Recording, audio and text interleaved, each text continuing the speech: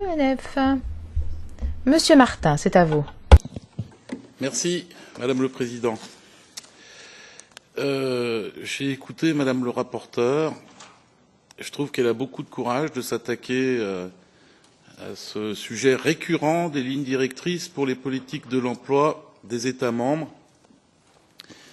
Et je l'ai trouvé désabusé, dépité. Et je la comprends. Monsieur Calvet-Chambon vient de nous dire que, oh là là, quelle opportunité l'Union européenne. Mais comme l'on dit, c'est au pied du mur qu'on juge le maçon. Et les inégalités, elles ne sont pas en train de se réduire, elles sont en train de s'accroître. Il y a un problème, Monsieur Calvet. Objectif de plein emploi, considérant numéro 1 de la proposition de la décision du Conseil. Lutte contre la pauvreté et l'exclusion sociale, considérant numéro 2. Et oui, Monsieur Calvet-Chambon, Madame le rapporteur, les objectifs sont louables. Qui ne souhaite pas endiguer le chômage, améliorer le fonctionnement des marchés du travail, développer l'efficacité du dialogue social, comme le souligne la ligne directrice numéro 7, ou encore favoriser l'inclusion sociale et combattre la pauvreté, comme le propose la ligne directrice numéro 8. Qui ne le souhaite pas? Et Madame le rapporteur, je comprends que vous soyez désolé, dépité, désœuvré, car vous avez bien compris qu'il s'agit d'une liste de vœux pieux. Liste pour laquelle, avec Monsieur Calvet-Chambon, bien entendu, nous sommes tous favorables au fond. C'eût été possible à 6, mais cette grenouille qui a voulu se faire plus gros que le bœuf à 28. Cohérence, donc pour l'instant toujours 28. Convergence, cohésion, cohérence, on sait très bien que c'est du nivellement par le bas. Malheureusement, le problème réside dans les moyens aussi pour atteindre ces objectifs.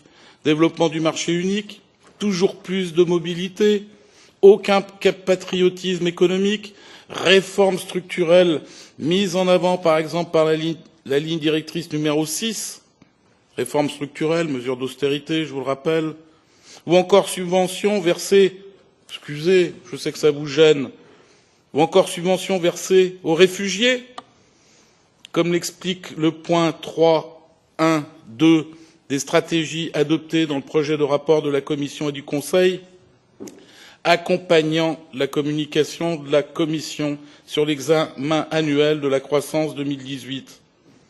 C'est ce que nous dénonçons, c'est ce que vous constatez. Ce rapport est d'ailleurs contradictoire puisqu'il reconnaît, page 68, Madame le rapporteur, que, je cite, ouvrez les guillemets, les difficultés sociales ont tendance à se transmettre d'une génération à l'autre. Ce risque est particulièrement important compte tenu de la proportion élevée et croissante de personnes issues de l'immigration parmi les jeunes dans certains États membres. Fermez les guillemets, je vous ai cité.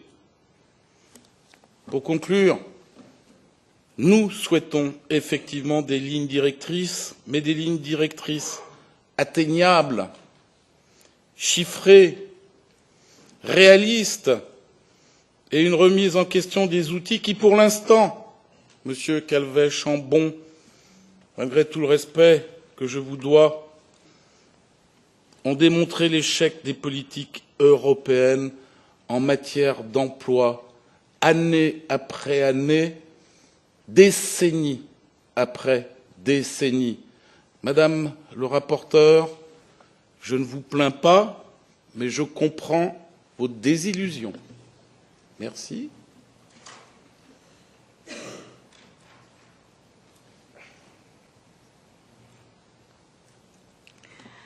Madame Zanoka. Madame Zanoka.